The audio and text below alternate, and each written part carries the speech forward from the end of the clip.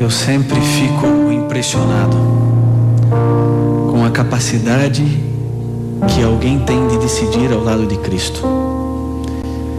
Abandonar costumes, hábitos, tantas coisas, para decidir ser de Jesus, se posicionar no conflito entre o bem e o mal. Todas as noites nessa semana, que promove esperança a milhões de pessoas ao redor do mundo, pessoas têm testemunhado o seu amor, o amor que tem a Cristo, através do santo e lindo batismo. Nessa noite, um casal, o Élico e a Cassiane, depois de estudarem a palavra de Deus por bastante tempo, depois de entenderem os sonhos e os planos que Deus tem para a vida deles, nessa noite decidem-se por Cristo. E é com muita alegria, com muito prazer, que o pastor Paulo e o pastor Davi batizam vocês nessa noite em nome do Pai, do Filho e do Espírito Santo. Amém.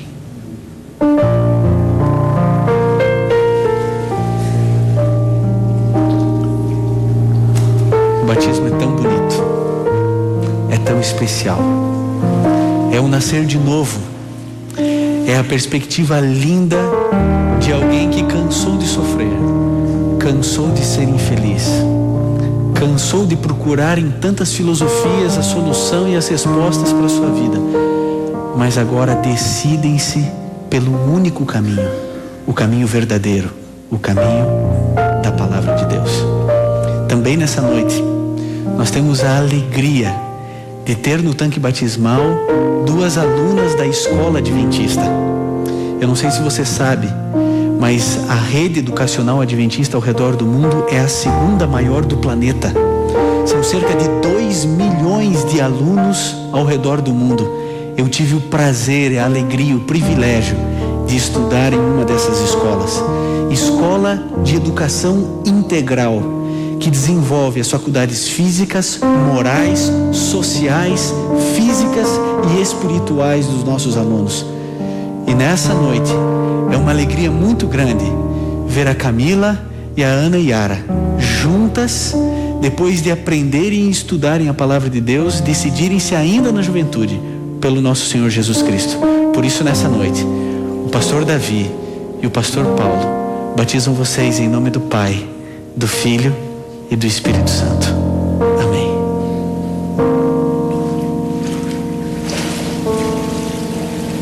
Que alegria.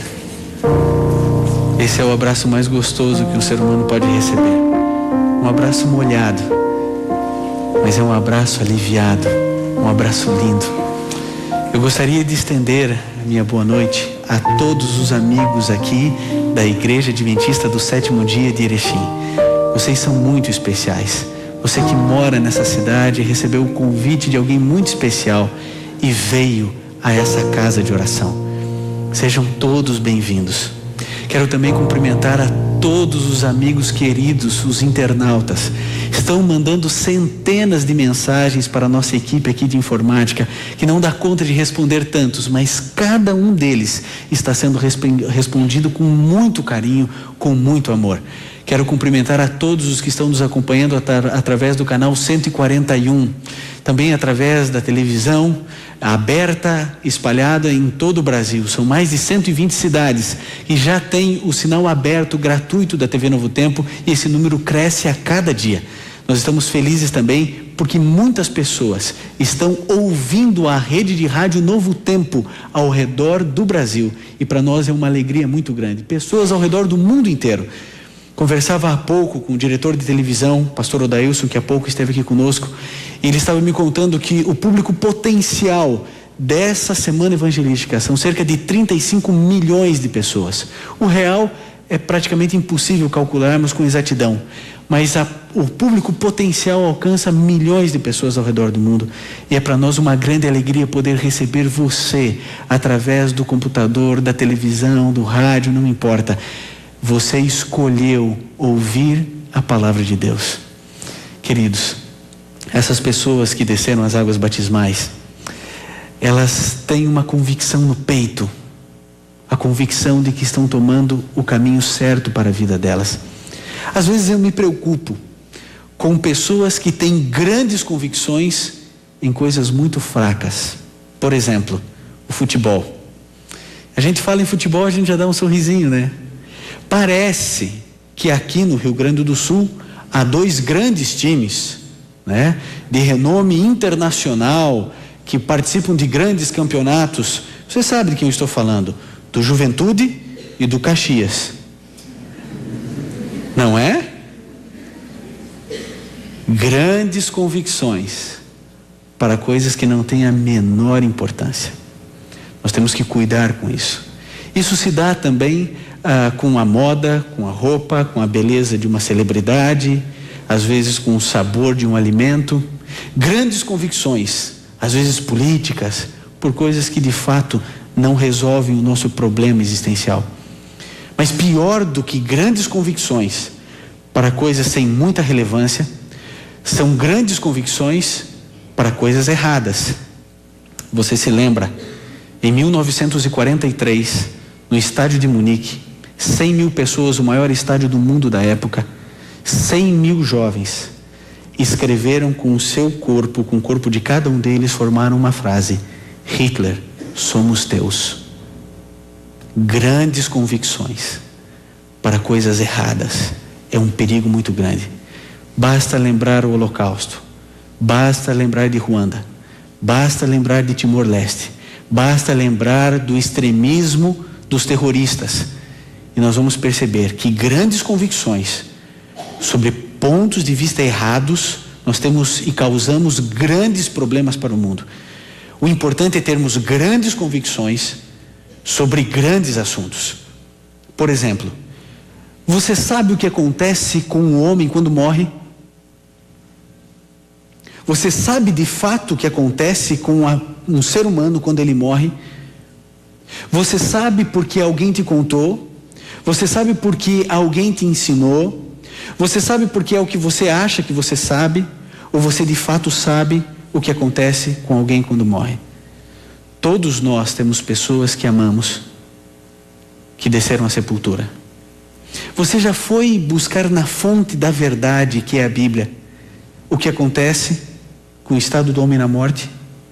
Você tem que ter grandes convicções sobre grandes assuntos e sobre a verdade.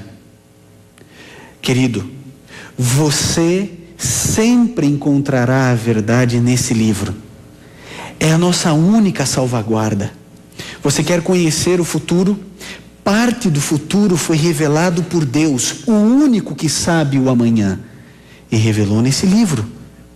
Você quer entender o que acontecerá com o fim do mundo? É nesse livro. Não é em nenhum adivinho, não é em nenhum programa de televisão. Querido, você quer ser feliz? Quer entender e compreender a verdade? Busque a palavra de Deus. Ela liberta, transforma, modifica vidas e tem a capacidade de mostrar para você sobre o que você deve ter convicção. Eu fico impressionado com a convicção de algumas pessoas que eu tenho entrado em contato durante essa semana. Lá em Poços de Calda, um senhor chamado Moisés tomou com convicção a decisão, depois de estudar a Bíblia e frequentar a igreja por 10 anos, levantou-se num apelo durante essa semana e tomou a decisão de ser batizado. Seu Moisés, que Deus abençoe o senhor. Grande convicção sobre coisas certas. Se você tivesse tido a oportunidade de entrar em contato e ler as coisas que eu li da Janaína, uma jovem lá de Belo Horizonte, a decisão de voltar para o Senhor Jesus Cristo, convicção quando ela escreveu aquelas linhas no e-mail que mandou aqui para nós. Queridos, há um homem chamado Paulo Ricardo aqui em Porto Alegre, no bairro da Restinga. Querido, se você conhecesse a história dele, hoje ele frequenta a igreja em uma cadeira de rodas, mas ele mesmo sem poder se levantar, arrastou sua cadeira até a frente, tomando a decisão ao lado de Cristo. Paulo, grande convicção, grande convicção. Algumas pessoas que ainda precisam tomar algumas decisões durante essa semana. E essa semana não pode terminar sem que você tome a sua decisão. A decisão ao lado de Cristo, a maior e a mais bela de todas as decisões, que é a decisão de descer as águas batismais. Eu me refiro agora a um senhor, o senhor Gonçalves, lá de Pernambuco, que hoje está nos assistindo. Querido, sua filha ora há anos pelo Senhor. Eu não sei o que lhe impede de tomar a decisão, mas talvez seja hoje o dia da sua decisão. Grandes convicções sobre a verdade fará com que você e a sua família sejam felizes e encontrem o caminho da salvação. A gente precisa ter convicção sobre algumas coisas importantes. O texto de reflexão de hoje é para que tenhamos uma convicção sobre os problemas da vida. Encontra-se no livro de Romanos.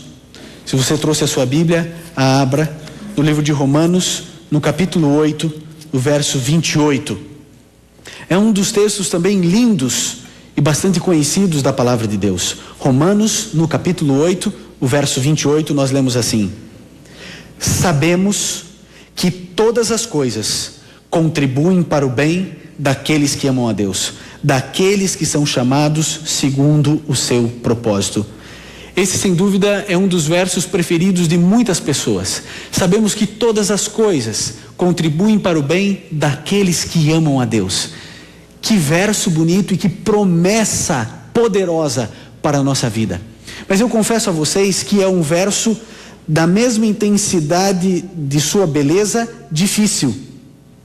Difícil porque nós não conseguimos aplicar Romanos 8, 28 a todas as situações da vida.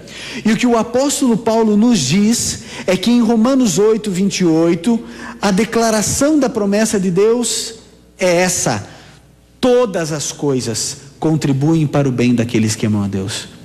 Gente, todas as coisas é muita coisa. Aliás, depois do tudo, não sobra nada. Como pode todas as coisas contribuírem para o bem dos seres humanos? Eu poderia entender perfeitamente esse verso se ali estivesse escrito: sabemos que às vezes as coisas contribuem para o bem daqueles que amam a Deus. Ou, sabemos que quase sempre todas as coisas contribuem para o bem daqueles que amam a Deus. Eu entenderia sem problema nenhum. O problema é que Paulo escreveu todas as coisas. Você quer ver como não dá para aplicar esse verso em todas as situações da vida? É só você pensar um pouquinho lá na Etiópia. Olha a fome, a miséria que aquelas pessoas vivem. Como é que você vai se aproximar de uma criança daquela, que todos nós já vimos fotos, da criança em pele e osso, e um urubu do lado esperando a morte da criança? Como você vai se aproximar de uma criança daquela e falar: fique tranquilo, porque todas as coisas contribuem para o bem daqueles que amam a Deus? E essa fome que você está passando vai contribuir para um bem maravilhoso que você não sabe ainda, mas vai contribuir. Queridos, a fome não contribui para o bem de ninguém. Nunca contribuiu e não vai contribuir. Como pode então todas as coisas contribuírem para o bem daqueles que amam a Deus? Quando eu estava no meu primeiro ano de teologia, eu estava num culto de sexta-feira à noite, sentado no fundo da igreja, e depois que todos foram embora, eu permaneci ali, sozinho, meditando, refletindo um pouco, quando um jovem, teologando do quarto ano, me explicou uma situação tremenda. Ele auxiliava, estagiava em uma igreja, e aquela igreja tinha um coral, e esse coral ensaiava aos sábados à tarde e às quartas-feiras à noite antes do culto. Havia duas cantoras nesse coral em especial, mãe e filha. O pai dessa garota e esposo dessa mulher não queria que elas participassem de forma alguma da igreja e nada que se relacionasse a Deus ou àquela denominação. Queridos, algo muito triste aconteceu. Porque quando a menina foi ao ensaio e a mãe não foi, ela foi abordada por um homem e foi violentada por um homem. Esse amigo meu já tinha há um mês agendado uma visita naquela casa e ele teria que olhar nos olhos daquele pai. O que você diria para aquele pai? Naquela sexta-feira, esse meu amigo se aproximou semi-desesperado, e disse assim: Ivan, o que eu falo para esse pai? E eu olhei para o meu amigo e disse assim: olha, eu não sei o que você vai falar, mas eu sei o que você não pode dizer. Romanos 8, 28. Como é que você vai se aproximar de um pai e falar: olha, o senhor fique tranquilo, porque isso vai contribuir para o bem da sua filha? Não dá para aplicar Romanos 8, 28 em todas as situações da vida. Vamos imaginar ainda uma terceira situação. Todos nós temos o sonho, a alegria e o desejo, quando somos jovens, de casar com a pessoa perfeita. Com a pessoa perfeita, né? Todos nós. As meninas aqui de Erechim têm o desejo de que um dia, saindo dessa igreja, encontrem logo ali a saída um mancebo de cavalo branco, né? E diga: pode subir, e vai tudo dar certo. Esse é o desejo nosso, mas dos homens também é. Os homens também. Nós queremos ser felizes, isso não é errado. Sabe, agora você percebe que o desejo de uma mulher entrar vestida de noiva em uma igreja é muito grande. O desejo da mulher ser mãe é muito grande. Deus colocou no coração e na mente da mulher um sexto sentido, um sentido bem mais apurado. A mulher consegue distinguir o choro de uma criança. Ela sabe se é choro de fome, se é choro de manha, se é choro de dor. Nós homens não conseguimos perceber algumas diferenças. Por exemplo, a mulher é o único ser na terra capaz de fazer a diferença entre o bege, o creme e o marfim. Ninguém mais consegue. Se a sua mulher pedir para comprar alguma coisa em uma dessas três coisas, não vá. Não vá, porque não será fácil. A mulher tem essa sensibilidade. A mulher consegue passar meia hora em uma festa e falar 3 horas da festa que ela foi e ficou meia hora. Porque ela observa tudo. Ela lembra o papelzinho que tinha ao redor do bombom, né? Ela sabe, ela vê. A mulher é assim, e Deus fez assim. Que bom que vocês são assim. Porque se não fossem vocês, quantos detalhes nós perderíamos na nossa vida. A mulher, desde cedo, quando é pequenina ainda, é uma criança e vê um bebezinho, ela já vai correndo brincar com o bebê. E via de regra, de maneira geral, o primeiro brinquedo de uma menina é uma boneca. E você vê uma menina brincando de boneca, como é que funciona? Ela fala assim: você vai comer essa terra, que é comidinha, e faz comer, né? Depois, onde é que será que ela viu isso, né? Para poder fazer. E ela tira a roupinha da boneca e põe a roupinha na boneca, e tira a roupinha da boneca e põe outra roupinha, e tira a boneca e põe outra roupinha. E depois, quando cresce, parece que continua, né? Antes de sair, põe uma roupa, tira uma roupa, põe uma roupa. Mas desde cedo, queridos, Deus colocou na mulher esse senso materno. Nós somos diferentes, homens e mulheres. Eu descobri uma coisa depois que eu casei. Quando o homem abre a porta do guarda-roupa, senta na cama e diz que não tem roupa, ele está dizendo que não tem roupa passada. Quando a mulher abre a porta do guarda-roupa e senta na cama e diz que não tem roupa, ela está dizendo que não tem roupa nova. É diferente. Vocês querem ver?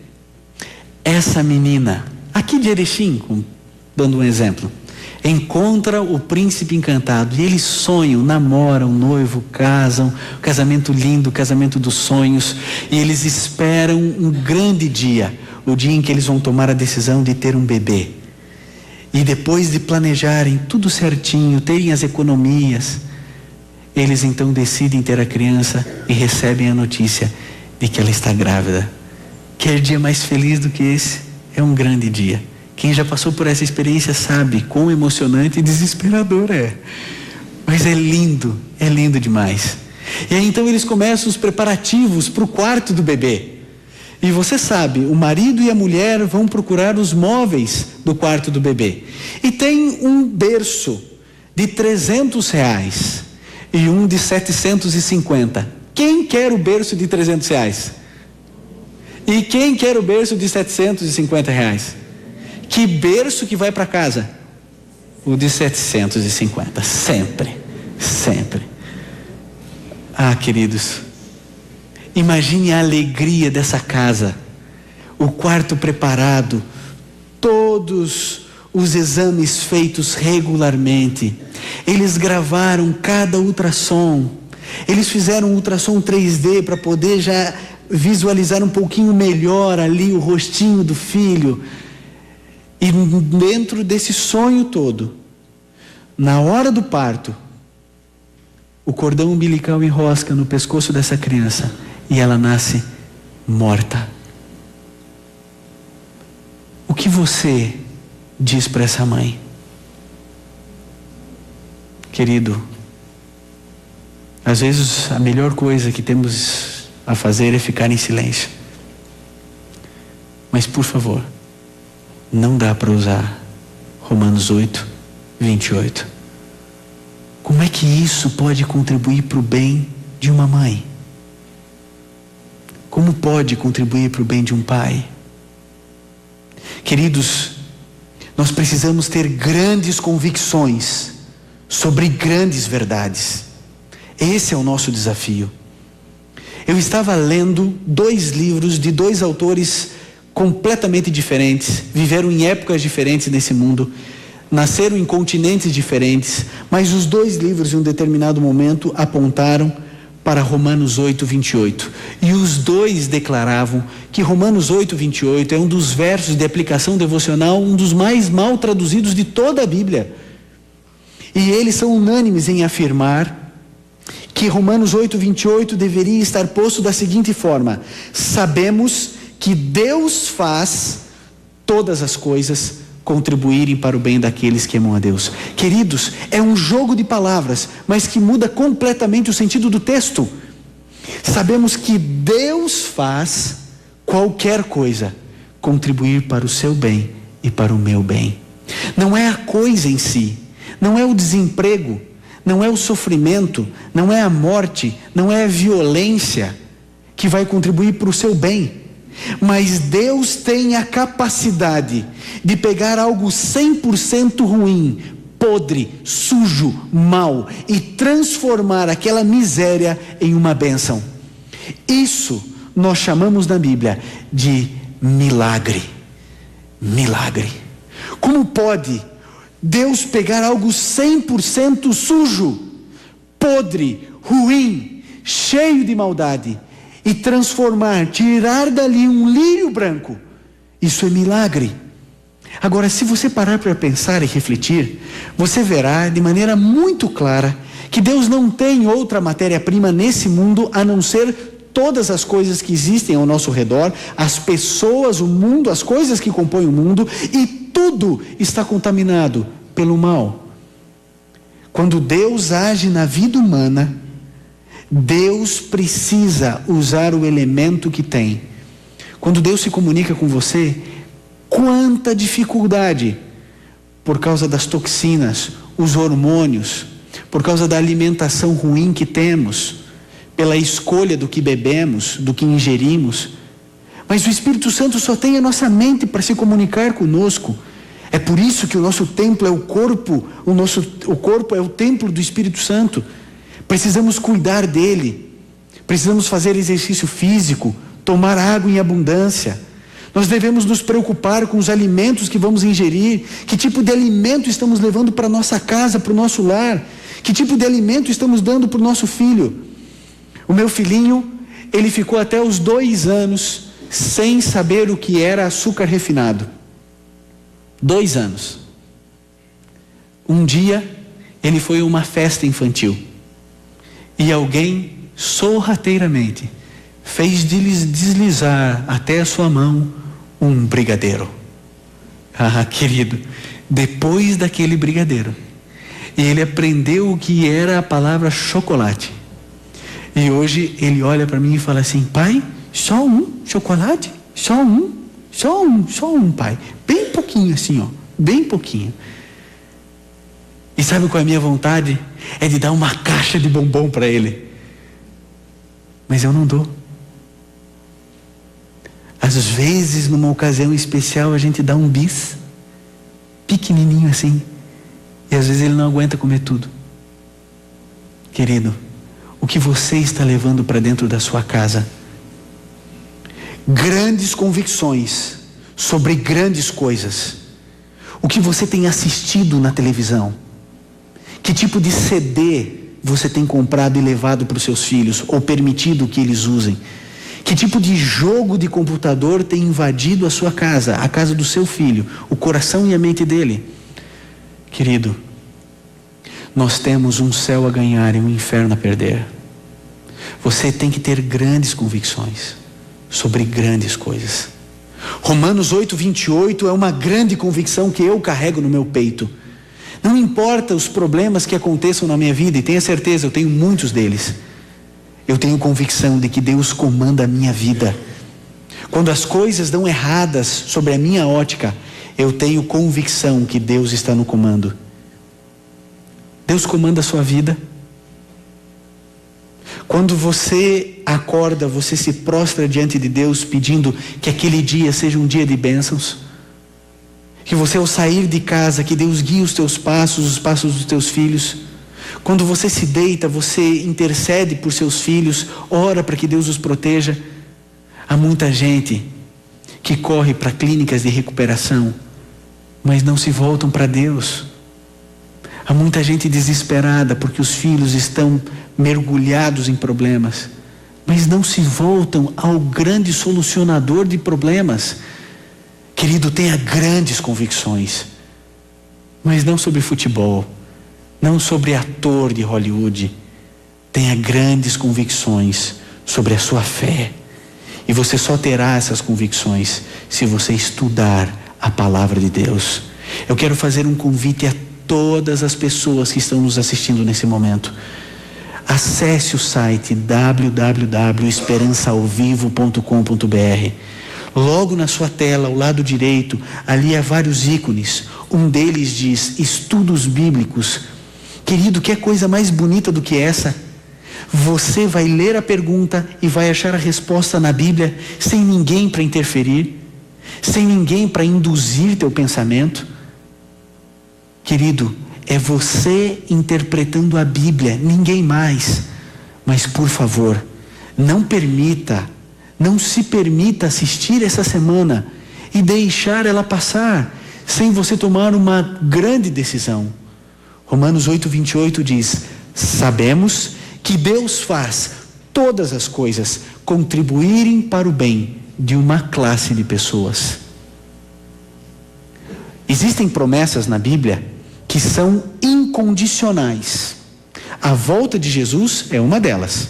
Eu posso aceitar a volta de Jesus ou não aceitar, acreditar ou não acreditar, achar bom ou achar ruim, mas a promessa vai se cumprir, eu gostando ou não. É uma promessa incondicional.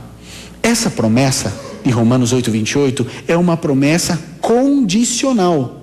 É para uma classe de pessoas, para aqueles que amam a Deus. Você tem feito de Deus aquele que é o primeiro, o último e o melhor em sua vida? De verdade? Ou você tem simplesmente preenchido Deus nos retalhos da sua vida? Algumas pessoas dedicam 8 horas ao sono, 8 horas ao trabalho. E aí então, nas 8 horas restantes daquele dia, ele divide para muitas coisas. E parece que para algumas pessoas, Deus tem espaço. 3 minutos, 1 minuto e meio, 5 minutos. Isso não é fazer de Deus o primeiro, o último e o melhor. A palavra de Deus diz: busquem em primeiro lugar o reino de Deus e a sua justiça, e todas as outras coisas vos serão acrescentadas. Em primeiro lugar é Deus, é aquilo que Ele me orienta, é aquilo que Ele me diz. Depois as outras coisas. Eu tenho que trabalhar, eu tenho que dormir, eu tenho que estudar, eu tenho que me alimentar, mas eu posso fazer tudo isso ao lado do Senhor Jesus. Eu posso caminhar ao lado dele, eu posso ir para o trabalho, para a escola junto com Jesus, eu posso estar com o meu pensamento ligado a ele. Mas, queridos, não vamos nos enganar. Precisamos separar tempo específico para estar com o Senhor Jesus. Tempo específico. Eu já me referi a isso uma outra noite. nós precisamos escolher um lugar e um tempo para então nos dedicarmos a conversar com Jesus. Conversar. Qual foi a última vez que você conversou com Jesus? Querido, eu me lembro quando eu assisti uma semana de oração e um pastor, eu não era cristão ainda, e esse pastor falou assim para mim e para todos nós que assistíamos a palestra: quem aqui não tem facilidade em orar? E eu pensei, eu. Ele falou assim: quem aqui não costuma orar? E eu pensei, eu. Ele falou assim: quem acha que orar não resolve nada? E eu pensei, eu. Ele falou: olha, tem um segredo para você começar a orar. Eu falei, é? Eu queria saber o segredo. A gente gosta, né, de saber segredos. Que segredo? Ele disse: entra no teu quarto hoje, fecha a porta, coloca uma cadeira diante da tua cama, senta na tua cama e diz assim: Jesus, senta aqui, vamos conversar. Eu pensei, será? E aquilo ficou na minha cabeça, eu decidi não fazer. Mas como não tinha ninguém em casa, eu falei, não custa nada, não tem ninguém em casa. Entrei no meu quarto, coloquei uma cadeira, fechei a porta e tranquei. Vai que alguém chega, né? E me vê falando com a cadeira, não ia ser legal. Eu sentei e falei: então, Senhor Jesus, senta aqui, vamos conversar. Queridos, eu fiquei conversando e falando para ele: olha, eu acho que esse ano vai ser muito difícil passar sem recuperação em matemática. Eu comecei a falar e a conversar, e sabem como eu me senti? Como um bobo, falando por uma cadeira vazia. Mas aquele pastor disse assim: você precisa perseverar. E eu comecei a fazer isso mais vezes. Chegou um momento em que eu trancava a porta do meu quarto e colocava a cadeira, e eu já sentia uma solenidade ali dentro daquele lugar. Converse com Jesus como você faz com um amigo. É isso que Jesus espera de mim e de você. Convicção forte sobre grandes coisas, sobre verdades eternas, orar a Deus, estado do homem na morte, alimentação, tudo isso faz parte dos sonhos de Deus para você. Estude a Bíblia, converse com o Senhor Jesus, e Ele, que é o caminho, apresentará para você as respostas para o seu coração. Eu estava em Curitiba, na rua 24 horas. A rua 24 horas em Curitiba, você já sabe, o nome já diz, ela funciona 24 horas. E eu estava começando o meu namoro, o namoro com a Luciana, que hoje é minha esposa, a mãe do meu filho e da minha filhinha que vem por aí. E sabem, essa fase do início do namoro é muito complicada para todos nós, porque é a fase que você tem que impressionar sem demonstrar que está querendo impressionar. Então é complicado, é uma arte isso. Eu estava ali passeando com ela, quarta-feira de manhã, frio em Curitiba, doía o osso. Você sabe que é um frio assim, né? Frio. E nós andando na rua 24 horas, quando eu olhei para ela e falei assim: oh, querida, vamos tomar um refresco? E ela disse: oh, por que não? E nós nos assentamos ali à mesa, o garçom veio nos atender, cada um pediu um refresco, e nós ficamos ali conversando, e os coraçõezinhos saindo dos olhos um do outro, e se encontrando no ar, quando de repente, não mais que de repente, veio vindo um serzinho em nossa direção. Você sabe o que é um serzinho? É um ser no diminutivo, um serzinho. E esse serzinho, ele vinha com o chinelo Havaianas, mas não é esse bonito que hoje a gente usa, né? Todo decorado. Lembram daquele branquinho e azul água, verde água, gasto no dedão, quase pegando no chão. A calça de moletom rasgada no joelho esquerdo, uma camiseta esgarniçada, passava 3 cabeças ali dentro, um moletom amarrado na cintura. E o serzinho se aproximou de nós dois e falou assim: tio, o senhor pode comprar esse joguinho de agulha para eu comprar leite para minha irmãzinha. Você já conhece a história do leite da irmãzinha, né? Eu falei assim, olha, na verdade é que eu não me... agulha não é um negócio que eu uso. Se tem alguma coisa mais útil, sei lá, bolinha de gude, que eu vá usar, né? Coisa que eu vá... Ela falou assim, não tem, mas é para comprar o leite da minha irmãzinha. E eu pensei, tá bom, quanto é? Ela falou R$2,50, eu ergui a mão na hora. R$2,50? Assalto e a mão armada, né? Com a agulha na mão. Nunca imaginei que aquele joguinho de agulha era tão caro, R$2,50. Eu falei, mas é muito caro. Ela falou assim, mas é para comprar o leite da minha irmãzinha. Eu pensei, tá bom. Fui pegar a carteira no bolso. Cadê minha carteira?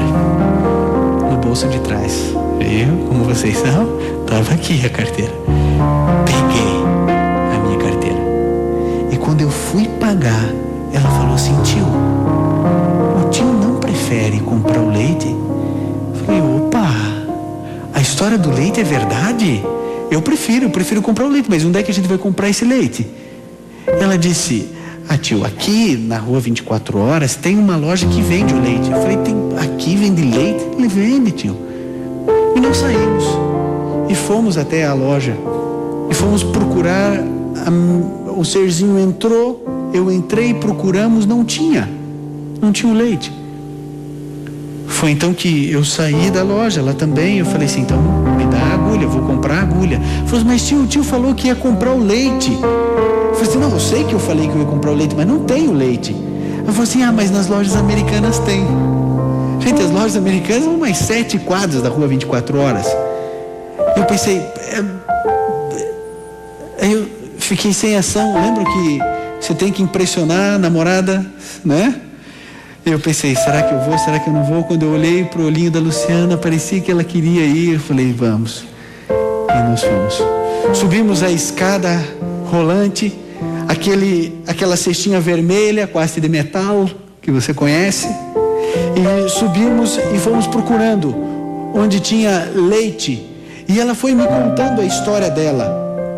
A mãe dessa menina chamada Tayane, ela no parto morreu. A mãe tinha AIDS, não sabiam ainda se a menininha tinha AIDS, 3 meses. E ela ficou como mãe daquela menininha e ela desesperada atrás de um leite especial. O leite chamava-se NAN1.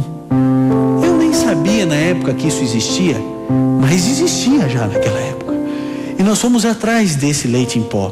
E lá procurando entre uma sessão e outra, eu carregando aquela cestinha, de repente eu senti um peso na cestinha. Eu olhei, ela olhou para mim e falou assim, ô tio, leva um feijão para mim? Eu disse, levo, feijão, né gente, levo. Aí eu continuei a caminhar, de repente, um outro peso. Ela olhou e falou assim, ô tio, feijão sem arroz não dá, né? Feijão sem arroz não dá. E eu continuei caminhando, aí era pó de café, era óleo, e eu desesperado, cadê o corredor? Entrei correndo pelo corredor, até que eu olhei e achei ali uma prateleira cheia de leite em pó. Gente, eu achei o NAN2, NAN3, NAN427, mas o NAN1 não tinha. Eu já estava desanimado quando eu lembrei, mas eu sou bobo também, pensei. O NAN1 é uma marca, mas deve ter outra marca que faça o mesmo efeito, que é para criança de 0 a 6 meses. Eu rapidamente achei fácil. Falei assim, olha, Tayane, é o seguinte, esse aqui não é o NAN1, mas é a mesma coisa, para criança de 0 a 6 meses, tua irmãzinha tem 3 meses, não tem problema nenhum. E ela olhou para mim e falou assim, tio é médico? Falei, não, é que o médico do postinho falou que é para dar um NAN1.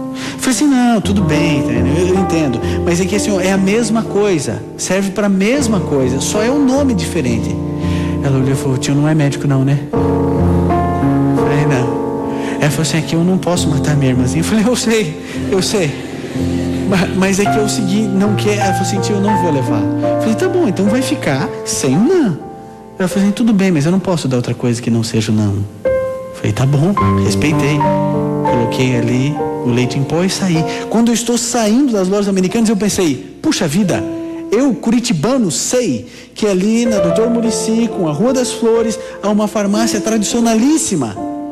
Eu pensei, ali deve ter. E nós, rapidamente, eu falei, eu já sei onde tem. deixei a Luciana, a Tayane, as comprinhas ali do lado de fora e disse: esse é um assunto que eu tenho que resolver sozinho. Eu vou entrar. E entrei e fui direto nas latas de leite em pó e fui procurando e bati o olho no Naum. Naum olhou para mim, eu olhei para ele olhou para mim, eu olhei para ele, e foi antipatia à primeira vista. 12,50. Que é isso? 12,50? Uma lata de leite? Não. Eu cheguei pro gerente e falei assim: cadê o gerente? Falei assim: tá ali. Falei: senhor, isso aqui tem desconto? Ele falou assim: opa, desconto é só para remédios. Eu falei: moço, se não beber vai morrer. Não dá, não tem desconto. Aí eu já fui indignado pro caixa e passei logo aquele Naum e já saí ali e falei assim: tudo bem, Tânia, tá tudo aqui. Tá aqui as tuas comprinhas, tá aqui o teu leite, tá tudo certo. Ela disse: tio, é que a minha irmãzinha toma um soro. Eu falei: que soro é esse? Você não tinha me falado de soro. Ela falou assim: mas tem ali perto da rodoviária. Eu falei: ah, é? E eu falei: quanto é isso? Ela falou assim: é 5. Aí quando eu fui pegar a carteira, ela falou assim: ela toma 2 no mês. E eu falei assim: Tayane, eu confio em você, você se importa de ir sozinha? Ela disse: não, tio, de jeito nenhum. Peguei o dinheirinho, dei pra ela. Falei assim: tudo certo agora, Tayane? Ela falou assim: tio, posso pedir uma última coisa? Eu não sabia se eu ria ou se eu chorava, porque chorava por tudo que aconteceu, ou se eu ria, porque era a última coisa. Eu falei: o que foi, Tayane? E ela olhou pra mim e falou assim: tio, o senhor pode me arrumar a condução até a rodoviária? Eu olhei pra ela e falei assim: Tayane, pode ser de ônibus ou tem que ser de táxi? E ela falou assim: pode ser de ônibus, tio. Peguei as moedinhas que tinha ali na carteira e deu certinho 2 passagens. Eu entreguei pra ela e falei assim: Tayane, você viu o que aconteceu? Eu disse: não. Você não viu o que aconteceu? Eu disse: não. Olha aqui, eu não tenho mais R$1, não tenho mais 1 centavo, não tenho mais nada aqui na carteira. E a Tayane olhou nos meus olhos com um sorriso maroto. E ela disse assim: tio, mas tem uma coisa, Deus vai te abençoar. Foi numa quarta-feira fria de Curitiba que uma menina de rua pediu a bênção de Deus para um pastor. Naquele dia eu revi alguns conceitos da minha vida.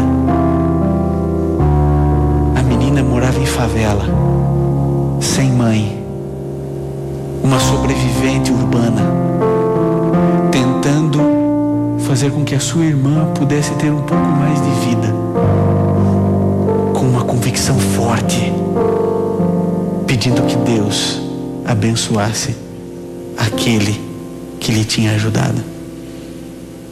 Eu fico pensando em quantas vezes na minha vida Deus quis ser mais e eu fui menos.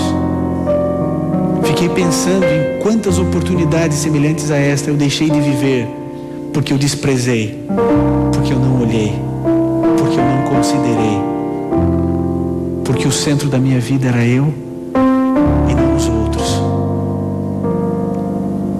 Nós precisamos aprender.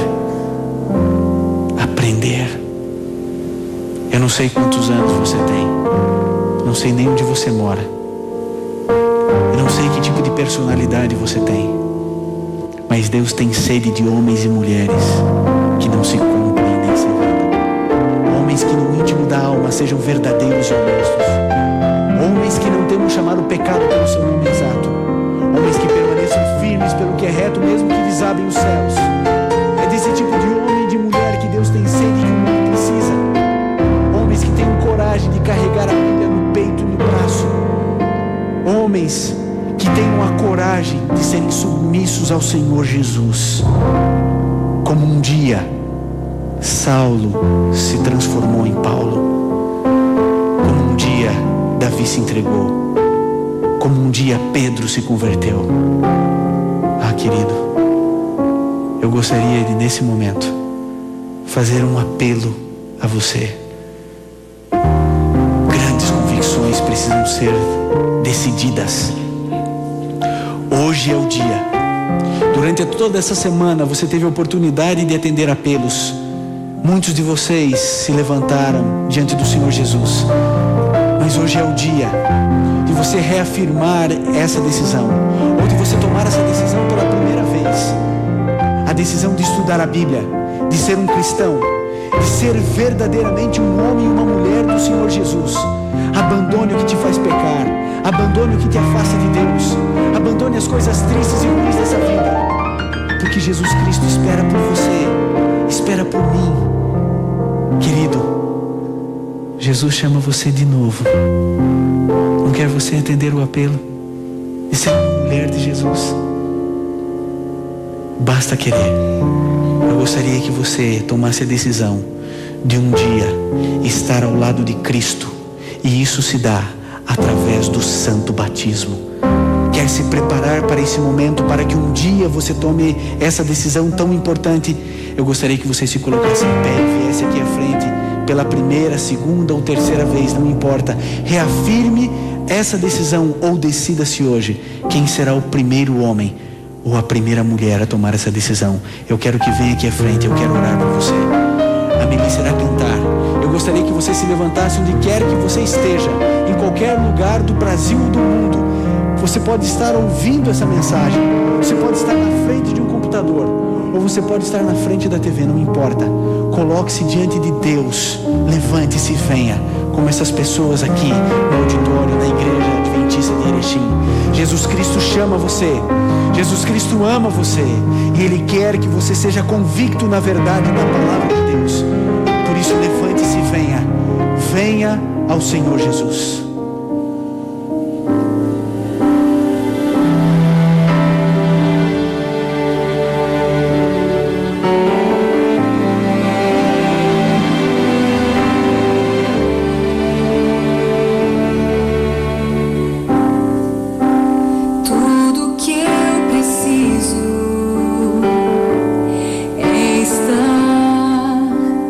Perto de ti.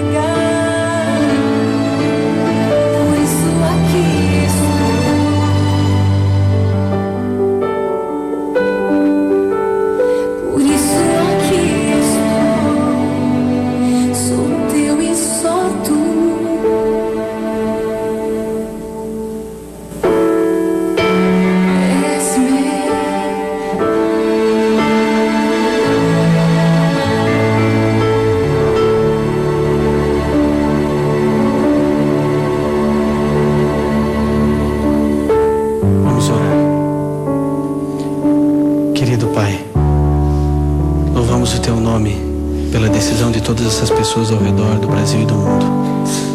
Que elas permaneçam firmes nessa grande convicção da verdade. Em nome de Jesus. Amém.